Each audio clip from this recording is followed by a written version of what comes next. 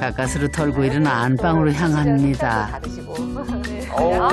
약간 따뜻하게. 진짜 따뜻하다.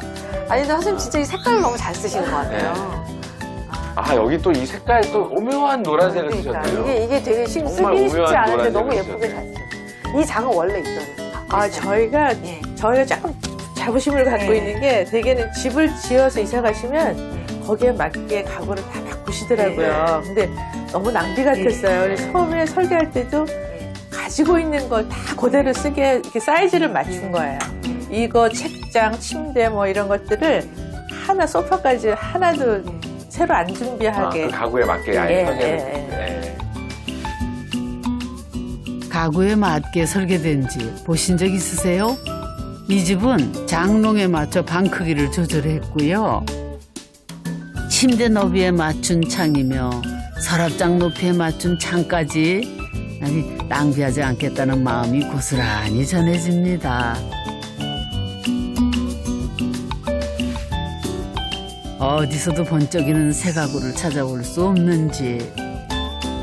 그런데 오히려 삶의 나이테가 새겨진 가구들이 이 집을 더 빛나게 하는 것 같네요. 이 삶의 구비구비마다 그냥 선택했던 가구들인데 집을 새로 지었다고 멀쩡한 걸 다 버린다고 생각하니까 너무 속상하더라고요. 뭐 쓰던 냉장고나 가전제품까지 뭐 전부 활용하는 식으로 계획을 세웠죠. 심지어 알뜰살뜰은 저는 밖에 어디 나갔다 오다가 뭔가 주워와요. 그냥 오는 일이 거의 없어요.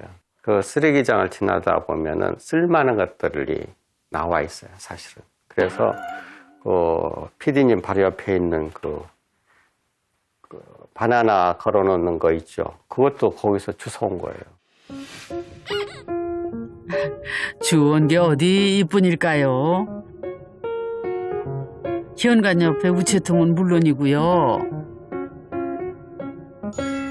남이 버리는 쓰레기들이 이 집에서 새 생명을 얻습니다.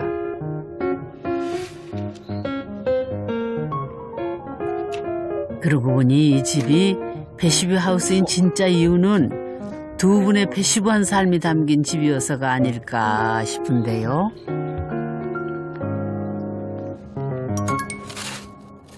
매일 아침 텃밭을 찾는 이유는 또 뭘까요? 겨울이 돼서 땅이 많이 단단해졌죠, 얼어서. 아, 음식물 쓰레기를 묻는 일로 하루 일과를 시작한다지요. 음식물 쓰레기를 저기서부터 쭉 묻기 시작해서 한 3년, 3바퀴쯤 돌은 것 같아요. 그래서 지금은 많이 땅이 나아졌어요. 예. 음식 찌꺼기도 전부 퇴비로 활용하는 부부십니다. 네, 정말 버릴 것 없는 알뜰한 삶을 사시네요. 고양이들 다 있어요? 3마리 다? 다행이네. 딸이야, 이리 와. 살뜰히 챙기는 고양이 가족도 생겼답니다. 딸이야, 이리 와. 이리 와. 밥 먹자. 이렇게 이때 만져볼 수 있어요. 다른 때는 도망가요. 밥 먹자. 녀석들 돌보는 일이 나름 소소한 즐거움을 준답니다.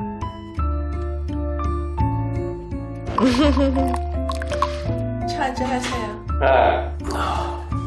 오늘 날이 좋을 것 같은데. 해가 뜨고. 당수항력 20%래. 그래요? 오늘 눈 올라나, 여기는. 혜나한테 내가 저기 눈 오면은 눈사람 만들어준다고 약속을 했거든. 그래서 눈이 한번 팡팡 왔으면 좋겠어요. 자연과 더불어 아내와 함께하는 인생의 황혼. 더 바랄 것 없는 하루하루를 살아갑니다. 안 내려가고 안 올라오고. 볼수록 따스한 삶의 온기로 가득한 이 집. 이제 2층 다락방도 살펴봐야겠죠? 주방 옆으로는 나무 계단을 따라 오르면은요, 복도 끝에 다락이 자리하고 있답니다.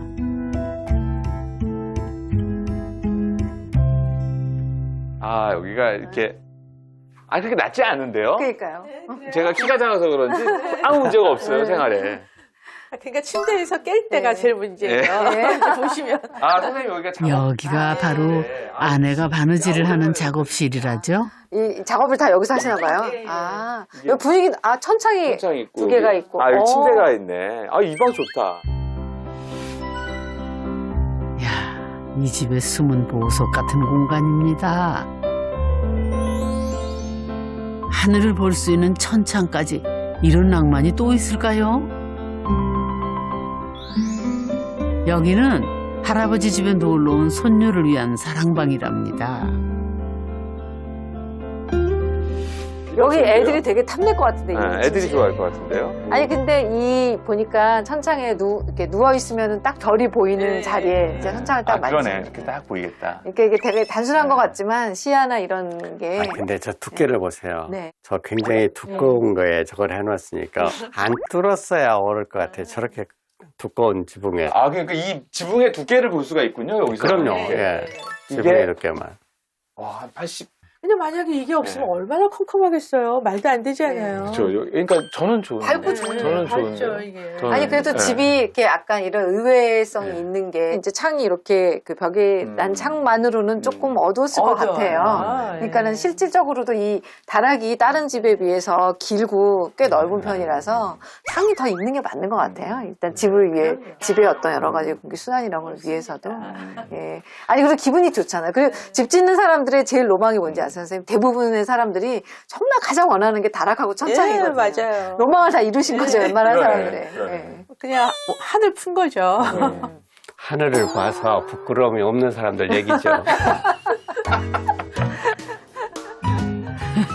끝까지 웃음을 안겨준 참으로 즐거운 집 구경이었습니다. 삶의 철학은 진지하지만 늘 유쾌함을 잃지 않는 그 모습이 이 집만큼이나 매력적이네요. 그런 두 분과 못다한 얘기를 좀 더 나눠봐야겠습니다.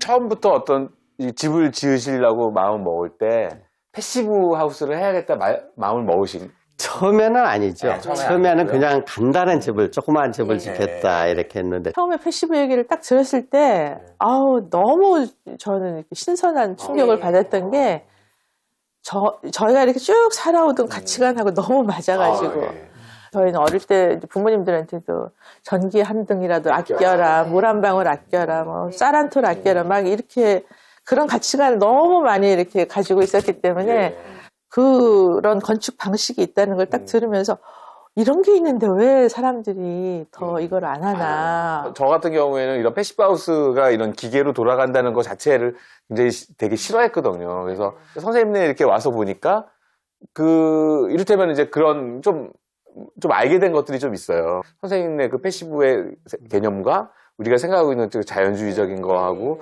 약간 접목을 해도 괜찮겠다 이런 오늘 좀 그런 생각을 좀 하게 됐습니다. 패시브 하우스라는 게 사실은 이 집의 형식이 중요한 게 아니고 선생님 아까 처음에 말씀하신 것처럼 이 개념이 너무 좋아서 선택하셨다고 했잖아요. 그러니까 사실은 삶의 그 형식이 패시브인 게 더 네, 그렇죠. 중요한 것 같아요. 느끼고 싶게 느껴야 되고. 전체적으로. 마음을 지구를 그렇게 생각하고. 쓰시는 게. 자연을 아끼는 마음으로 지은 패시브 하우스. 그리고 그곳에서 작은 것 하나 낭비하지 않는 패시브한 삶을 사는 이들. 결국 자연의 하나인 우리들의 집에 대해 돌아보게 하네요. 건축은 결국 땅에 짓는 거고 땅이라는 건 결국 이제 우리 사람이 살고 있는 환경 자체니까. 근데 이제 지금 그래서 친환경 굉장히 이제 사람들 얘기를 많이 하죠. 근데 그게 몇 가지가 있는 것 같아요. 그러니까 친환경 소재를 쓰고 이러면서 친환경 얘기를 하는데 그건 나를 위한 친환경이죠, 사실은. 내 몸에 좋은 친환경이 많이 있고 사실은 이제 진짜 친환경은 뭐냐면은 이 환경에 해를 안 끼치는 것이 사실은 친환경이죠. 그러니까 이를테면은 우리가 연료를 덜 쓴다든가 아니면은 나중에 이제 뭐 이 건물을 짓고 나서도 허물 때 뭐 쓰레기가 많이 안 나온다든가 뭐 이런 집처럼 크지 않게 지으면서 내가 어떻게 하면은 에너지를 덜 쓸까 고민하는 것 자체가 친환경의 시작이라고 생각을 합니다. 어떻게 보면은 우리가 이렇게 집을 지을 때 친환경이나 이런 뭐 패시브나 아니면 자연과의 어떤 조화로움이나 이런 걸 생각을 할 때 삶 자체가 이제 건강해지는 거죠. 삶의 태도가 건강해지는 거, 이렇게 좀 사람들이 그런 거에 대해서 좀 더 고민하고 그거와 결부시켜가지고 집 짓기를 생각하시면 더 좋지 않을까 그런 생각이 듭니다.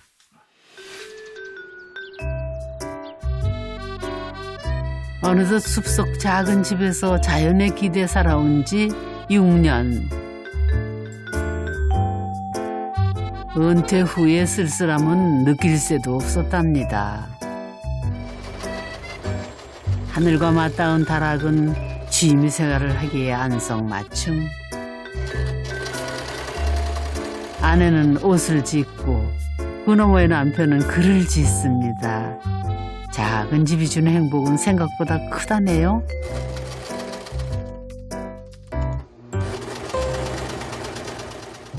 편안하구나 이렇게 어느 때보다 이제 안정된 느낌 이런 걸 느끼고 있죠. 자연을 닮은 집에서 자연의 흐름에 맞춰진 일상.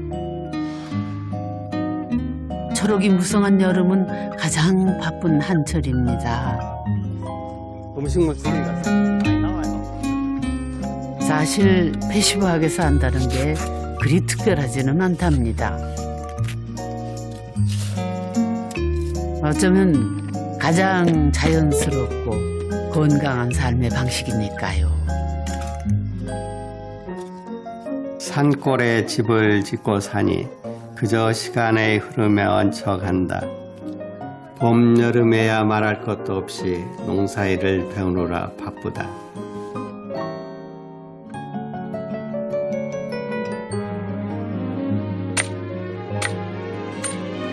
늦가을이 돼서야 페치카에 불을 지피며 여유를 즐긴다.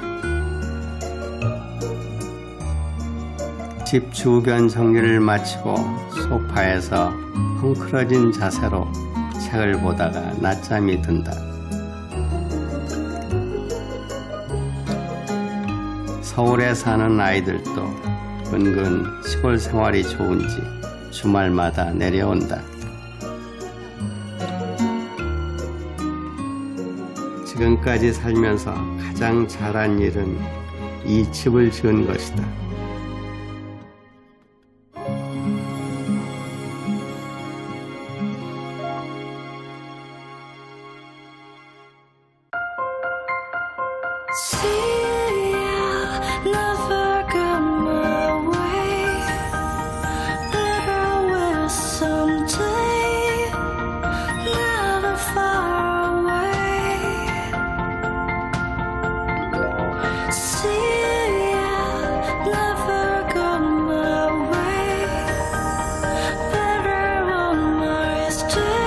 강가에 사는 사람들의 가장 큰 특징 중에 하나가 물에 대한 생각이 아마 클 거예요.